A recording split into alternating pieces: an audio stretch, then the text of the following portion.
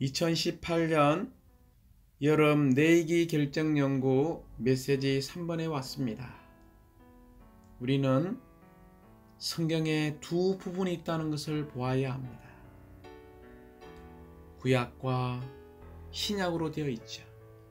이 구약은 비유적인 묘사로 가득합니다.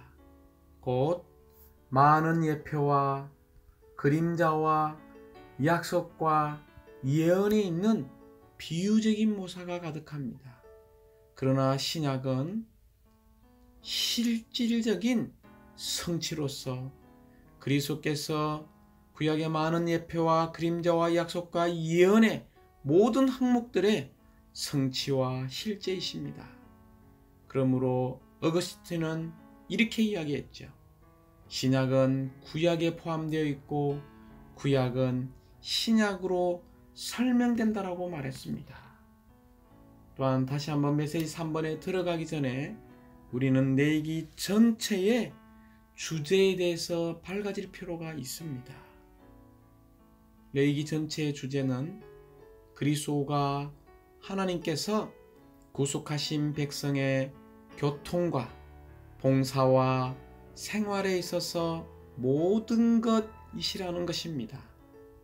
이 그리스도가 거룩하고 정결하며 기쁨이 가득하신 하나님 자신이십니다. 하나님께서 해막에서 그분의 백성에게 말씀하신 것은 그들에게 그분 자신을 계시하시고 표현함으로써 하나님의 백성들이 하나님의 표현, 곧 거룩하고 정결하고 기뻐하는 백성이 되게 하시려는 것입니다. 다시 한번 내기의 전체 주제는 하나님께 구속받은 믿는 이들이 성막을 통하여 제물들을 가지고 제사장으로 말미암아 하나님과 교통할 수 있고 하나님을 섬길 수 있으며 그 결과는 바로 우리가 하나님을 표현하는 거룩하고 정결하고 기뻐하는 삶을 살 수 있다는 것입니다. 또 세 번째, 왜 이 히브리서가 레위기의 해설서인가를 알 필요가 있습니다. 신약의 모든 책들 가운데 히브리서가 제물들과 대제사장과 제사장 직분에 관해 가장 많이 말하고 있기 때문입니다. 이 레위기는 놀랍고 심오하며 비밀스럽고 모든 것을 포함하신 그리스도를 묘사하는 사진들과 그림들로 가득한 책입니다. 그러므로 레위기에 있는 모든 이런 예표들의 그림들의 내재적인 의미를 열어주기 위해서는 히브리서가 필요하다는 것입니다.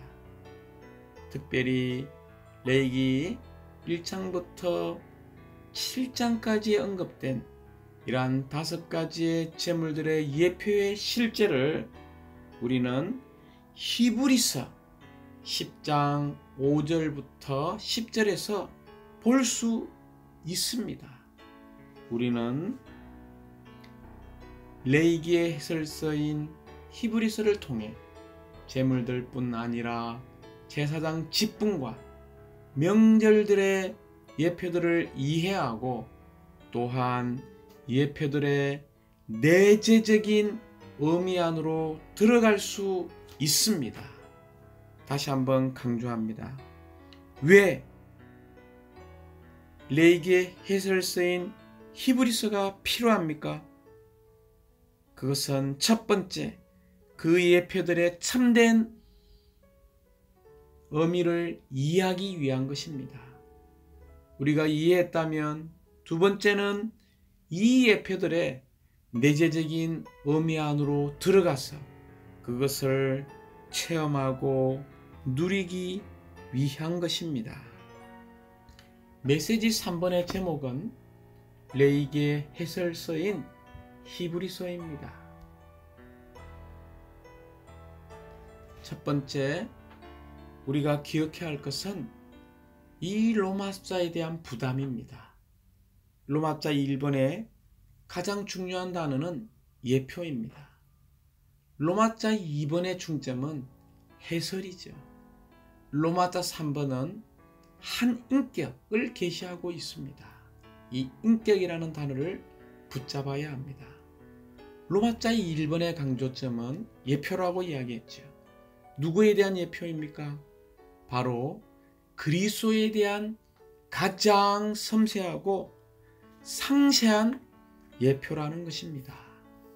우리가 레위기를 읽어보면 이 레위기에 가장 대표적인 이 예표가 세 가지가 있습니다. 첫 번째는 제물들, 두 번째는 제사장 직분, 제사장 체계이지요. 세 번째는 절기들입니다. 유월절은 누구를 이야기합니까? 바로 그리스도를 이야기하고 있죠. 마지막 절기 중에 절기인 희년은 누구를 이야기하고 있습니까? 바로 그리스도를 이야기하고 있습니다. 그러므로 로마자 1번에서 이 레위기는 어떤 책입니까? 바로 예표들의 책이라는 것입니다. 누구에 대한 예표입니까? 모든 제물들, 번제, 누구입니까? 그리스도입니다. 소제물 누구이십니까? 그리스도입니다. 화목제물, 속죄제, 속건제물 모두가 그리스도 자신입니다. 제사장, 대제사장은 누구이십니까? 바로 그리스도이십니다. 절기들, 유월절, 초실절, 무교절, 장막절, 오순절, 희년 다 그리스도를 말하고 있습니다. 이런 레위기에 나타난 그리스도에 관한 가장 섬세하고 상세한 이 그림인 예표들의 해설이 필요한데, 이 해설서는 신약의 어떤 책이죠? 바로 히브리서입니다. 레위기의 해설서인 히브리서를 통해서 우리는 이 레위기의 예표들을 이해할 수 있고 이 예표들의 내재적인 의미 안으로 들어갈 수 있습니다. 그러므로 우리는 레위기와 히브리서의 연관성을 봄으로써 레위기를 올바로 이해할 필요가 있습니다. 히브리서 10장 5절부터 10절에서 레위기 1장부터 나오는 7장까지의 제물들의 예표와 실제를 볼 수 있습니다. 특별히 세 가지 면에서 우리의 죄는 우리의 속죄제물이신 그리스도에서 처리되었죠. 이 속죄물 전체는 어디서 태워졌습니까? 진영 밖에서 태워졌다는 것입니다. 이것은 그리스도께서 유대 종교 밖에서 비난을 짊어지셨습니다. 또한 그분은 십자가에 못 박히실 때 예루살렘 안에서 못 박히시지 않으시고 예루살렘 밖에서 못 박히셨습니다.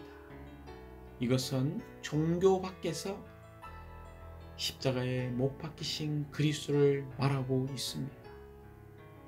또한 이 그리스도는 레위기의 제물들의 예표를 대체하셨습니다. 구약의 모든 희생제물들과 예물들을 없애버리시기 위해서 그리스도는 참된 희생제물로 이 땅에 오신 분이시라는 것입니다. 우리가 히브리서 10장 5절부터 10절을 한번 읽어본다면 정말 이 내재적인 의미를 붙잡을 수 있습니다. 특별히 5절에서 주님께서 희생제물과 예물을 원하지 않으시고 나를 위하여 한 몸을 준비하셨습니다. 주님은 번제와 속죄제를 기뻐하지 않으셨습니다. 8절에서 위의 말씀에서 희생제물과 예물과 번제와 속죄제는 주님께서 원하시지도 않으시고 기뻐하지도 않으십니다라고 말씀하셨죠. 그리고 9절에서는 이렇게 말하고 있습니다. 그분께서 처음 것을 폐지하신 것은 두 번째 것을 세우시기 위한 것입니다. 10절에서 이 뜻에 따라 예수 그리스도의 몸을 한 번만에 영원히 드림으로써 우리는 거룩하게 되었습니다. 여기에 처음 것, 이것은 옛 언약의 희생제물을 말하고 있습니다. 이것을 폐지하신 것은, 두 번째 것은 바로 새 언약이죠. 새 언약은 바로 우리의 옛 언약의 희생제물의 실제이신 그리스도이십니다.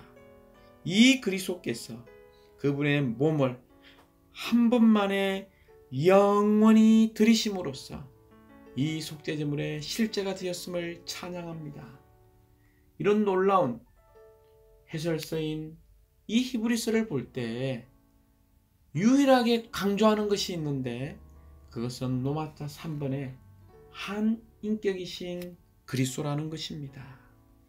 이 그리스도는 우주적이시고 모든 것을 포함하시고 기이하고 비밀하며 다함이 없으신 그리스도께서 하나님과 그분의 백성에게 모든 것이 되신다는 것입니다.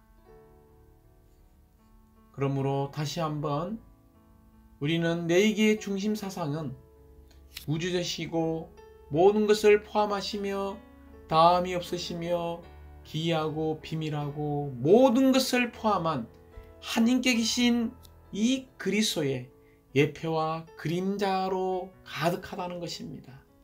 우리는 히브리서를 통해서 이 예표들을 설명할 수 있고 심지어 내재적인 의미들을 체험할 수 있습니다. 레위기의 제물들은 히브리서에 게시된 그리스도의 여러 방면들을 보여주고 있습니다. 다시 한번 위대하시고 탁월하시며 놀라우시고 모든 것을 포함하시며 다함이 없으신 이 그리스도를 우리는 사실 레위기에서는 볼 수 없습니다. 그러나 그리스도께서 모든 것을 포함하신 분이시라는 계시를 보기 위해 우리는 히브리서에 게시된 그리스도의 여러 방면들을 살펴볼 필요가 있습니다. 먼저 이 한인격이신 이 그리스도는 히브리서의 중심과 초점이십니다. 히브리서 1장 2절 3절을 볼 때에 이 한인격이신 그리스도 안에서 하나님은 말씀하십니다. 특별히 이분의 신격의 방면에서 바로 아들께서 우리에게 오신 하나님으로서 이분께서 하나님의 영광의 광채이시고 하나님의 실질의 표현이시라는 것입니다. 또한 하나님의 창조의 방면에 있어서 그분은 과거에 이 모든 만물이 아들 안에서 아들을 통해 아들을 위해 존재하고 있습니다. 현재 그분의 능력의 말씀으로 만물을 붙들고 계십니다. 장래에는 그분은 상속자이시죠. 과거에 그분은 만물을 창조하셨고 그분을 통해서 만물이 존재하셨습니다. 현재 그분은 만물을 붙들고 계십니다. 장래의 상속자이시죠. 이러한 주님이 하나님 자신이시자 위대하신 창조주, 만물을 붙들어 주시는 분, 상속자이신 이분께서 어느 날 시간 안에서 육체가 되셨고 십자가에서 우리의 죄를 위해 죽으셨습니다. 이런 십자가의 죽음을 통해 또한 마귀를 멸망시키셔서 우리의 유일한 속죄 제물이 되신 제물들의 실제이십니다. 이분은 또한 우리를 영광에 이르게 하는 완전한 구원의 창시자이시자 대장이신 분이십니다. 하나님의 영원한 목표는 영광, 곧 우리를 하나님의 표현 안으로 이끄시는 것입니다.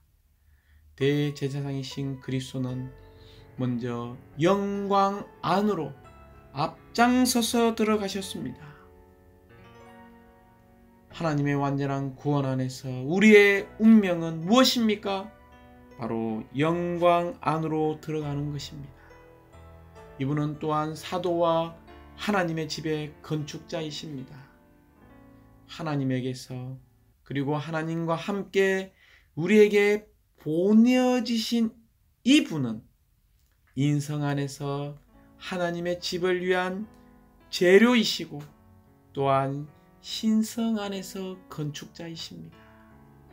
그분은 자신을 우리 안에 생명과 생명 공급으로 분배하여 하나님의 집을 건축하시는 이 건축자는 긍휼이 많으시고 신실하시며 위대한 대제사장으로서 사람을 하나님께 이끄시는 분이십니다. 특별히 그분은 인격의 방면에서 신성하고 인간적이시고 일의 방면에서는 영원한 구속을 성취하신 분이시며 또한 도달하심의 방면에 있어서 그분은 하늘에 있는 지성소 안으로 들어가셔서 우리를 위해 중보기도 하고 계십니다. 이분께서 희장 안으로 들어가신 선구자로서 더 좋은 언약의 보증이 되셨고 우리를 철저히 구원하실 수 있는 우리의 참된 대제사장이신 분이십니다. 이분은 하늘에 계신 사역자로서 영원한 구속을 이루신 분이십니다. 새롭고 살아있는 길의 창시자이신 이분께서 우리의 영원한 몫이십니다. 특별히 이분은 하나님의 집을 건축하시는 건축자이심을 감사합니다. 하나님의 집을 건축하는 데 있어서 우리는 4가지의 중요한 항목을 훈련하기 원합니다. 첫 번째는 생명의 방면에서, 두 번째는 진리, 세 번째는 기능을 발휘하는 데 있어서, 네 번째는 복음을 전파하는 데 있어서 우리가 온전케 되기 원합니다. 우리는 하나님의 집을 어떻게 건축할 수 있습니까?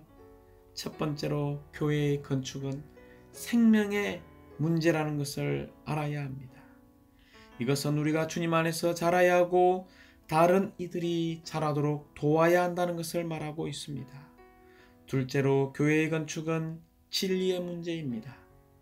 교회를 견고한 방식으로 건축하기 위해서는 성경을 충분히 알아야 하고 성도들이 성경 안에 있는 진리에 대하여 충분하고 합당한 지식을 갖도록 도와야 합니다. 그러므로 우리는 살아있는 방식으로 하나님의 말씀을 추구하고 조성할 필요가 있습니다. 셋째로 교회의 건축은 모든 지체들이 기능을 발휘하는 것에 달려 있습니다. 우리가 어떻게 기능을 발휘하는지를 알아야 하고 우리는 어떻게 합당하게 집회를 하고 모여야 하는지를 배워야 합니다. 첫 번째, 우리는 집회에 정시에 오는 것을 배워야 합니다. 우리의 집회가 주일 아침 10시 30분에 시작한다면 늦게 와서는 안 됩니다. 물론 불가피한 일 때문에 늦는 사람에게까지 율법적으로 적용할 수는 없지만 우리는 반드시 정해진 시간 전에 올 수 있도록 최선을 다해야 합니다. 왜냐하면 집회에 지각하는 성도들이 많을 때에 많은 성도들이 낙심하게 되고 집회를 누리는데 방해받게 되며 그러한 상황에서 그 영으로 충만한 강한 분위기를 갖기가 어렵습니다. 두 번째, 우리는 집회에 왔다면 자리에 앉는 방법도 배워야 합니다.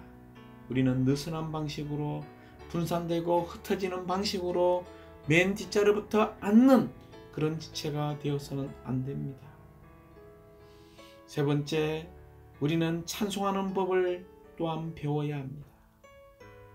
우리는 찬송의 의미를 이해하고 찬송의 느낌을 만지며 심지어 많은 찬송들이 호구 부르는 찬송들이 아니라 우리 안에 암송되어지고 조성된 찬송들을 부를 필요가 있습니다. 사랑하는 자매들, 우리는 세 번째, 기능을 발휘한 지체들이 되어야 합니다. 건축된 지체는 바로 기능을 발휘하는 지체들입니다. 건축은 모든 지체들이 기능을 발휘하는 것에 달려 있습니다. 마치 우리는 어떤 팀의 일원으로서 우리가 다 기능을 발휘하여 우리가 함께 건축되어야 합니다. 생명과 진리와 기능에 있어서 우리가 건축된 후에는 우리는 나가서 복음을 전파해야 합니다. 믿지 않는 사람들에게 가는 것이고 더 많은 건축 재료들을 교회 안으로 가져와야 합니다. 사랑하는 형제자매님들, 우리는 레이게 해설서인 이 히브리서를 통하여 제물들의 실제이신 그리스도를 이해하고 또한 그 내재적인 의미 안으로 들어갈 필요가 있습니다. 또한 제사장 직분, 이 제사장 체계에 대한 참된 이해와 우리가 참된 제사장으로서 하나님을 접촉하고 하나님을 섬길 수 있도록 이러한 예표의 내적인 의미 안으로 들어갈 필요가 있습니다. 마지막 세 번째는 이 절기들의 참된 실제이신 하나님께 계신 이 그리스도를 우리가 체험함으로 기뻐하며 환호하는 이러한 하나님의 백성들이 될 필요가 있습니다. 특별히 히브리서에 나오는 이런 참된 하나님께 계신 아들에 관한 이 아들 안에서 말씀하시는 하나님, 창조주, 십자가에서 마귀를 멸망시키시는 우리를 영광 안으로 이끌기 위한 완전한 구원의 창시자이시자 사도와 하나님의 건축자이신 분, 하나님께서 우리에게 보내진 이 사도, 인성 안에서 하나님의 재료이신 건축자이신 이분을 우리는 체험할 필요가 있습니다. 이분이 긍휼이 많으시고 신실하며 위대한 대제사장이시고 시장 안으로 들어간 선구자로서 더 좋은 언약의 보증, 우리를 철저히 구원할 수 있는 참된 대제사장으로서 하늘들에 계신 사역자이시고 영원한 구속을 이루신 오늘날 우리에게 새롭고 살아있는 길을 여신 이분 안으로 들어가서 우리의 영원한 몫이신 하나님께 계신 그리스도로 조성되기 원합니다. 주님을 찬양합니다.